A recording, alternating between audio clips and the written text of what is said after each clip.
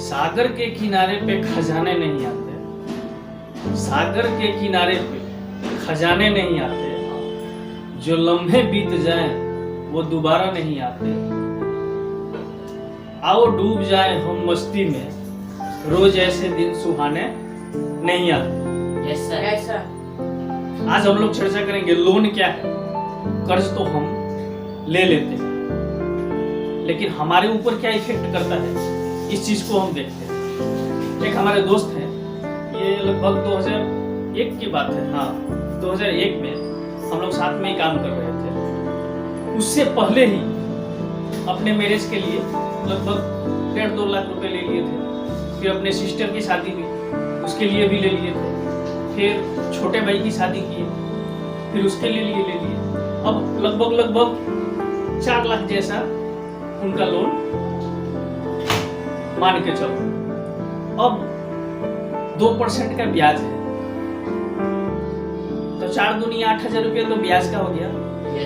और जो उनका इनकम था, वो उनका इनकम ऐसा है कि जितना कमाते थे उसे अपना घर खर्चा आराम से चल जाता था, लेकिन उससे ज्यादा बैलेंस नहीं हो पाता था कभी पैसा। तो वो अगर 1 महीना नहीं देंगे ब्याज, तो दूसरे महीने में कितने हो जाएंगे? 16,000 हो जाएंगे। 3 महीने नहीं दिए तो 24,000 हो जाएंगे। फिर धीरे धीरे धीरे धीरे उनका ब्याज इकट्ठा होते होते ब्याज को देने के लिए फिर और ब्याज पे लेना पड़ता था। तो ऐसे धीरे धीरे बहुत ज्यादा होता है, मतलब 7-8 लाख। अच्छा देखिए, जब वो लेते हैं हम कर्ज, तो क्या होता है, हमारे हाथ में एक मोटा रकम मिल जाता है, 1-2 लाख। तो हम तो ले लेके आराम से काम कर लेते हैं। उस पैसे को कमाने में अभी तो हमने मेहनत किया नहीं, हम क्या सोचते हैं बाद में धीरे धीरे चुका देंगे इसको, ये सोच के तो हम ले लिए कर्ज। लेकिन नियम क्या कहता है कि सबसे पहले हमको कमाना।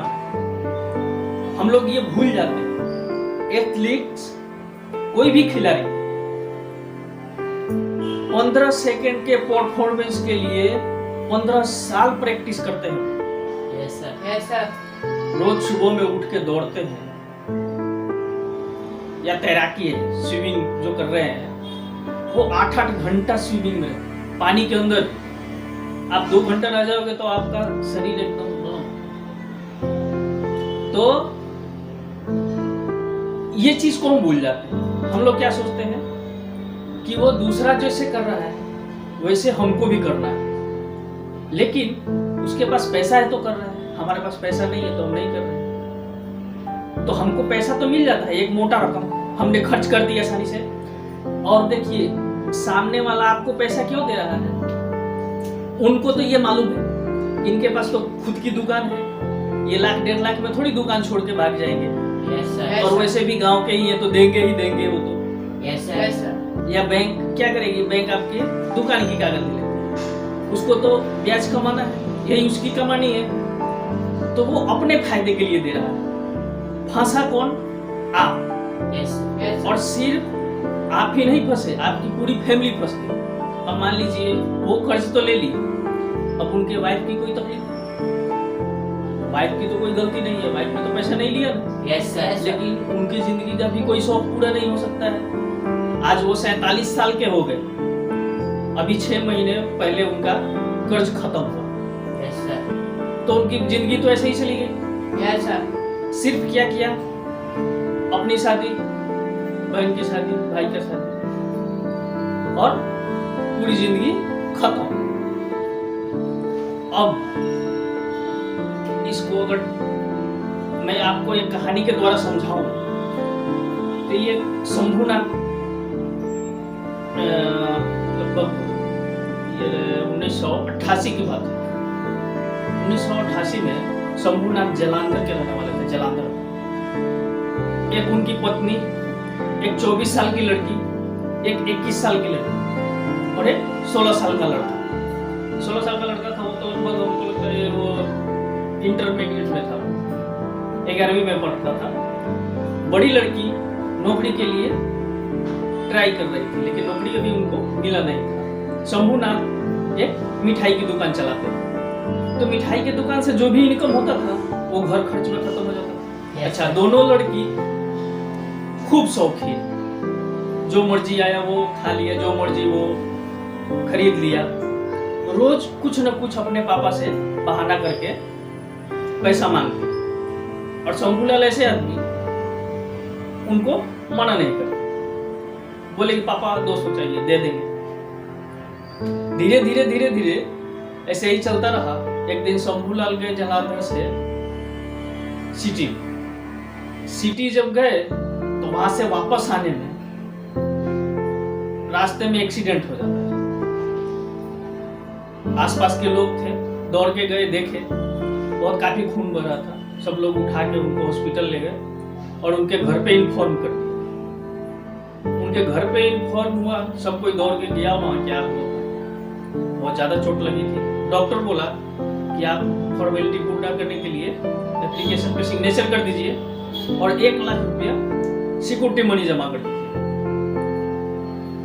सबसे बड़ी तो लड़की थी, वो लड़की सोची कि घर पे तो पैसा होगा ही, तो माँ बोली कि घर में कहाँ से पैसा, जो कमाते थे वो तो घर खर्च में लग जाता था, तुम्हारे पढ़ाई में, बच्चे के पढ़ाई में लग जाता है। तो सोची कि चलो बैंक में जाते हैं, बैंक में तो मिल ही जाएगा। पापा के पास बुक लेके बैंक में गई। बैंक में मात्र 2000 रुपया जमा,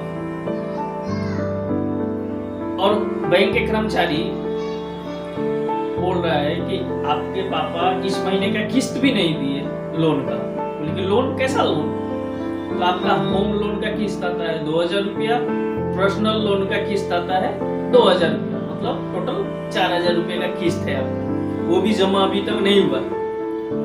तो मतलब बैंक से तो अब नहीं मिलेगा। अब वहां से लड़की भागी भागी आई, जब चलते रिश्तेदार के पास में, रिश्तेदार के पास गई। रिश्तेदारों ने बोला तुम्हारे पापा को तो मैंने इतना दिया है, मैंने इतना दिया है, मतलब वहां से भी पहले वो पैसा लेके घर खर्च में लगा चुके थे।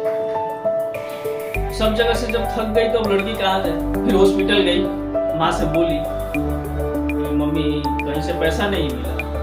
उनकी माँ बोली एक काम करो, मेरे पास ये कंगन है, तुम्हारे पापा से ज्यादा वैल्यू कंगन का नहीं, पहले तुम्हारे पापा बच जाएंगे, उसके बाद में देखा जाएगा। कंगन दी, वो लड़की गई, बेच के आई, ऑपरेशन से ठीक हो गई, अच्छे भले। 15 दिन के बाद छुट्टी मिल गई, घर गए, तब लड़की उनको गले लगा दी। पापा आपने कभी उनको मना क्यों नहीं किया?